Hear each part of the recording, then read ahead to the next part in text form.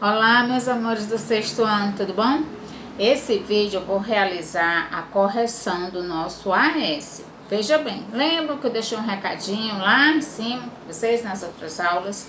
Não deu tempo eu fazer vídeo, então vou fazer a correção do AS todinho, só nesse vídeo, tá bom, meus amores? Vamos aqui na página 121 do nosso capítulo 9 de Geografia do nosso livro, ó, AS, tá? Vamos aqui na primeira questão. No dia a dia, muitas pessoas usam tempo e clima como palavras do mesmo significado. Contudo, cientificamente, é importante saber que o sentido das duas é diferente. Tendo isso em mente, diferencie tempo do clima. Olha só, tempo é um estado momentâneo. Lembram-se que eu comecei lá aquele videozinho mostrando aqui o que estava ensolarado. Por exemplo, ontem eu lavei roupa. Ao início de eu começar essa atividade, estava um sol de brigadeiro, lindo. De repente o tempo fechou, ficou com aquela carinha de chuva, quase que não enxuga minha roupa que estava no varal. Então isso é o tempo. Ele é uma coisa volátil, ele pode mudar no estalar de dedos. Já o clima é aquele que o homem faz o que? O estudo, observa aquele local, com medições de temperatura. E isso é um time o que? De 1, 2 anos? Não, de 10 anos. Então eles vão fazendo todo um estudo. Então essa é a principal diferença entre clima e tempo. Certo, meus amores? Vamos aqui na segunda questão. A atmosfera da Terra cumpre um importantes papéis. Em grande parte, é pela atmosfera favorável que se torna possível a continuidade da vida do planeta. Além disso, é nela que ocorrem fenômenos climáticos, como chuvas, trovões, raios, entre outros. Defina o que é atmosfera e indique em qual das suas camadas ocorrem os fenômenos citados. Gente, a atmosfera, tá aqui a Terra, né? Então é aquela camada que envolve a Terra, uma camada gasosa, ela não é uma camada rochosa, tá? A atmosfera, ela é uma camada gasosa que é um conjunto de gases que envolvem a Terra, certo? Por que aqui o texto fala da questão da manutenção de vida? Porque graças a essa camada, os raios solares não batem com tanta incidência na Terra, então propiciando a manutenção da vida na Terra, não só dos humanos, mas também como a fauna e a flora, certo, meus queridos? Os fenômenos climáticos, como os descritos no comando da questão, ocorrem na troposfera, que corresponde à camada mais próxima da superfície terrestre. Essas formações de trovões, de chuvas, enfim, de relâmpagos, se formam aí, que é aquela partezinha que está aqui já mais próxima ao nosso planeta, certo, meus amores? Vamos aqui na terceira questão. A existência de uma atmosfera possibilita a formação e a ocorrência de ventos. Vento nada mais é do que o ar em movimento. Essa movimentação do ar atmosférico, contudo, depende da variação da pressão da própria atmosfera para ocorrer.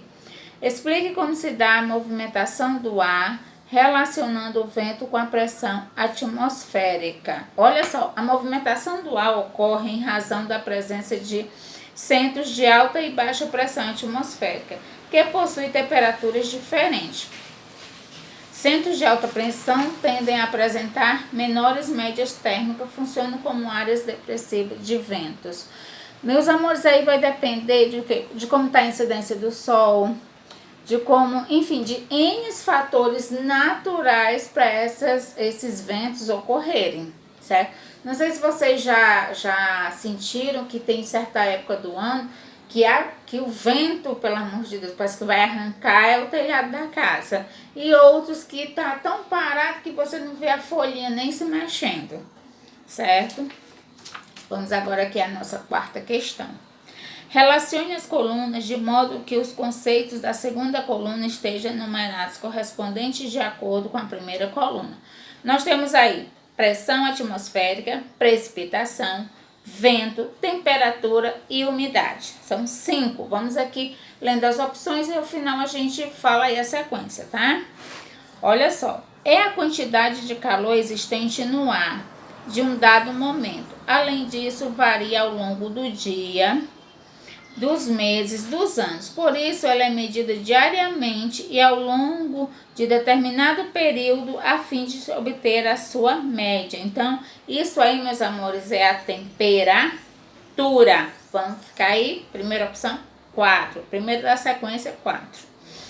Ocorre quando as chuvas ficam saturadas de gotas de água, quando as nuvens ficam saturadas de gotas de água. Atingindo o limite máximo, a forma mais comum é a chuva. Além dela, pode-se dar por meio de neve, neblina e granizo. Então, aqui a precipitação. 2. É o movimento de ar entre as regiões de alta e baixa pressão. Das áreas de alta pressão, o ar frio desloca-se para as áreas de baixa pressão, promovendo o equilíbrio entre elas. É geralmente mais forte nos oceanos e regiões litorâneas do que em continentes. Isso ocorre porque o relevo, os prédios, as árvores e os obstáculos reduzem a sua velocidade. Então, isso aqui é o vento. Vamos aqui à página 122, vamos lá. É a força que o ar exerce na superfície terrestre. Varia conforme a altitude e a temperatura. Então, esse aqui vai ser a pressão atmosférica. Corresponde à quantidade de vapor de água existente no ar. Além do aumento da temperatura, o calor do sol provoca a evaporação da água, sobretudo de rios e oceanos. Esse vapor é carregado pelo ar conforme se eleva e se resfria, formando-se as nuvens. Então, 5. Então, a sequência vai ficar, meus queridos, 4, 2, 3, 1, 5. Essa é a sequência da nossa questão 6, certo? Vamos aqui na nossa quinta questão. Associe as colunas de modo que os conceitos da segunda coluna estejam enumerados corretamente conforme a primeira coluna. Temos aqui altitude, correntes marítimas, massa de ar, maritimidade, continentalidade e latitude, certo? Vamos aqui ver como é que ficará a sequência dessa quinta questão. Quanto mais próximo à linha do Equador, maior a temperatura. Além disso, funciona como uma espécie de coordenada para aferir a localização de algo ou alguém na superfície terrestre. Opa, isso aqui é a latitude. Então, 6. Quanto maior seu valor, menor a pressão atmosférica e a temperatura. Altitude, né? A altitude, ela tem essa característica de influenciar no clima. Seguinte, na temperatura, aliás, desculpa. É aqui. Grandes bolsões com temperatura e umidade própria do local onde se formaram podem ser frias, polares ou quentes, equatoriais e tropicais, e estão em constante movimento. Então, isso aqui, massas de ar. Correspondem a verdadeiros rios que correm dentro dos oceanos, pois apresentam temperatura, velocidade e salinidade própria. Isso são as correntes marítimas. Vamos aqui. Efeito responsável por aumentar a variação de temperatura conforme se distancia mais das grandes massas líquidas. Continentalidade. Efeito responsável por diminuir a variação de temperatura e aumentar a umidade do ar, conforme se aproxima mais das grandes massas líquidas. 4. Então, a sequência na quinta questão é 6, 1, 3, 2, 5, 4. Certo, meus queridos? Vamos aqui à nossa sexta questão. A variação das temperaturas do hemisfério norte é diferente da variação de temperatura do hemisfério sul. No norte, as temperaturas são mais extremas, apresentando médias térmicas elevadas no verão e invernos rigorosos. Por que isso acontece? No hemisfério norte, meus amores, há uma proporção de terras, enquanto no sul predominam as águas. Como as áreas continentais ganham calor mais rapidamente do que as áreas com prevalência de água durante o verão. As médias térmicas do norte são bem maiores se comparadas ao do sul. No inverno, todo o calor é perdido rapidamente no norte. Porque dependendo, por exemplo, como uma porção do norte tem mais terras, mais continentes, essa terra aquecida tem uma outra forma de se comportar. Já em outros locais, como tem mais água, então também esse sol vai incidir e a questão de resfriamento e a questão de temperatura são totalmente diferentes. Eu não sei se vocês já perceberam a praia. Meio-dia, a areia está insuportável de você pisar sem uma chinela, sem uma proteção. E a água tá com aquela sensaçãozinha que ainda tá gelada. Dependendo da hora que você for na praia, você entrar, a água tá um tanto quanto, fria. Já à noite, se você for à praia à noite, você consegue perceber o quê? Que a areia ela está fria, né? E a água ela está morna, porque ela demora a baixar a temperatura. Já na terra não, essa temperatura dela vai variando muito rápido.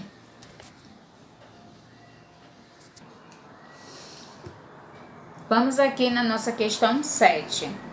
Leia o texto a seguir e depois responda ao que se pede. Um dos maiores desertos do planeta, o Saara, já teve mata, árvores, rios, animais e até gente morando.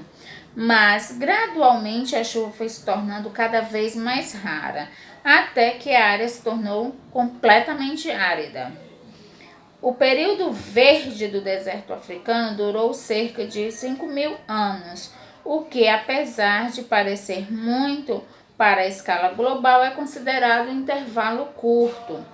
Foi, na verdade, um hiato. Os cientistas estimam que a área era desértica antes e viu as chuvas chegarem a 10.500 anos para notarem novamente desaparecer há 5.500 anos atrás. O estudo sobre o clima e seus fenômenos ajuda a entender como as áreas desérticas se originam. Pesquise 3 fatores naturais responsáveis pela formação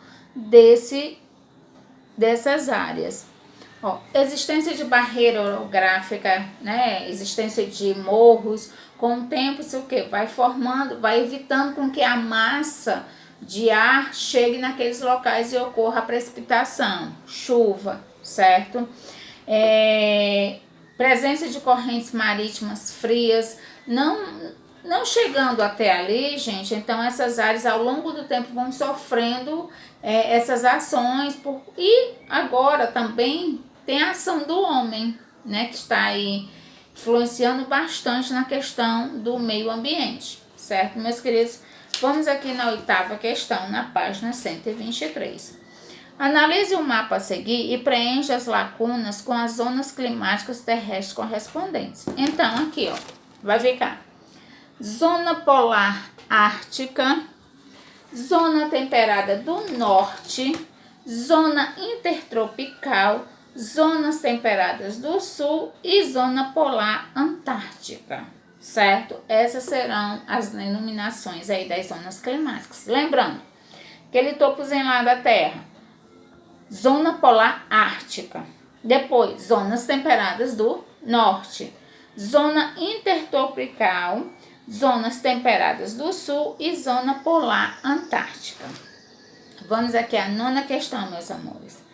Defina o que é efeito estufa e cite qual a sua importância para o funcionamento climático da Terra. Meus amores, o que vem a ser o efeito estufa? É o efeito que vai reter o calor dentro da Terra, certo? Ela vai reter esse calor da radiação do Sol, certo? Pode ser de forma de presença natural e pode ser por efeitos, né? Infelizmente, que o homem aí estejam contribuindo. Só que é o seguinte, é bom esse calor, certo? Pelo menos não há o congelamento ou o resfriamento, então a Terra não vai a níveis de temperatura lá embaixo. No entanto, está gerando todo esse uso de produtos que está acabando com a nossa camada de ozônio, então a Terra parece que a gente está num caldeirão. Principalmente esses produtos que são passados na pista, eles têm ele retém o calor de tal maneira que chega assim umas 8 horas da noite, se você pisar, vou falar bem cearense, tá? Você pisar na pista, você ainda sente aquele calor, porque eles têm essa característica de reter o calor e nós ficamos com essa sensação de que estamos assim bem pertinho do sol.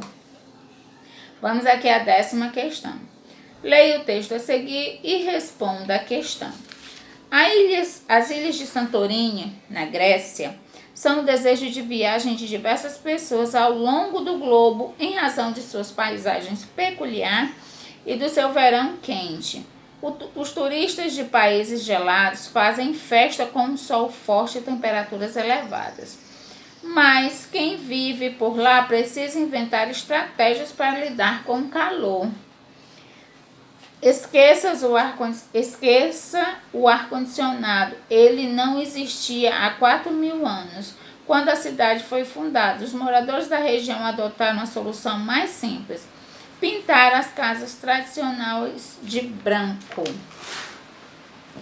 Pesquise o motivo dessa simples medida adotada pela antiga civilização que viveram na região, conferir o conforto térmico das pessoas que habitam e visitam a ilha nos dias secos de verão em clima mediterrâneo. Olha, a cor branca aumenta a reflexão dos raios solares. Consequentemente, reduz a absorção do calor, o que confere maior conforto térmico às pessoas durante o quente e seco verão mediterrâneo.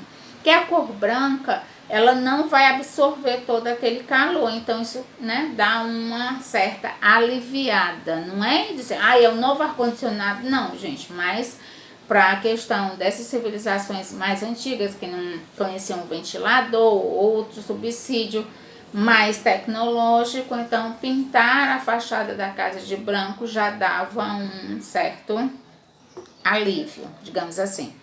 11ª questão. A imagem ao lado faz menção ao aquecimento global, fenômeno que tem sido alvo de uma série de polêmicas e discussões entre os membros da comunidade científica. Com base no desenho e no que você estudou durante o capítulo, cite 3 consequências do aquecimento global: aumento da temperatura, derretimento das geleiras, desequilíbrio, né, na fauna e na flora, porque animais acabam sofrendo com o derretimento das geleiras.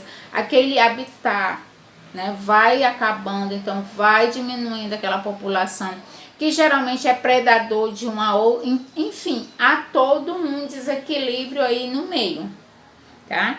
12ª questão. Nos últimos tempos, a temática do